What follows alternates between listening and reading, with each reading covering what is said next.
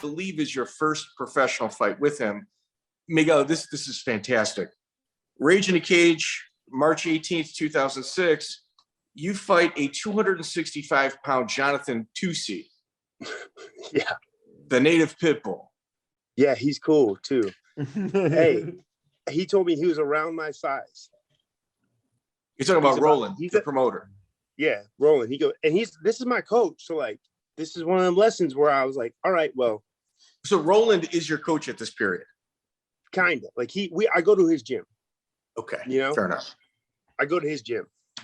And I'm coming from a place where it's like, yo, we're all a team. You know what I'm saying? Like, why would this dude bullshit me? So my sister's there, and this is in Fort McDowell Casino, I believe. Yeah. It's close to my hometown, the closest. So I had a lot of people there, and I'm like, shit, man. Like, he had John Tossi came up. There was him and this other dude, and I thought it was the other dude because he's about my size. Then when they told me get on the scale, I'm like, I'm fighting that guy. He's like, oh yeah, you got that. And I'm like, I was, it's like an hour or two from fight time, and I'm like, all right, whatever. So I'm just gonna I work too hard to just not fight now. I got too many people here.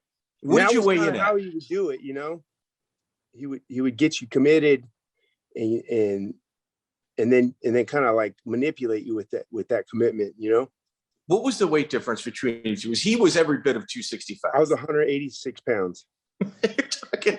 You're talking like almost a 90-pound weight difference. Okay, well, the good news is that I think you won. You choked him out. Yep. Not an easy. I mean, the crowd must have went nuts when you see like a size difference between two opponents like that. Yeah, it was pretty. He hit me with something too early too, because I had no defense. I still don't, but he hit me with something early, and it was like 30 degrees. It was like in December. I remember it being so dang cold. Warming up, I'd warm up and I have to warm up again. And I remember going out there, and I remember putting my hands on the cage and thinking, oh, this cage is gonna hurt so fucking bad when I get scraped up against it because it's cold, I remember thinking that, like, oh, this cage is gonna hurt so fucking bad. Like when you hit your hand on something when it's cold. I was like, no. And it went good, but I remember that was kind of the point where I was like, man, I gotta start looking for another place to train. But there was no avenues really, like there was. Well, what'd you get paid for that fight? $35. 35 total? So he paid me $500 for fighting Shane Battlecat, right? Okay. So I thought, hey, he's like, you want to fight again? And I'm fighting at fucking light heavyweight, is what he told me.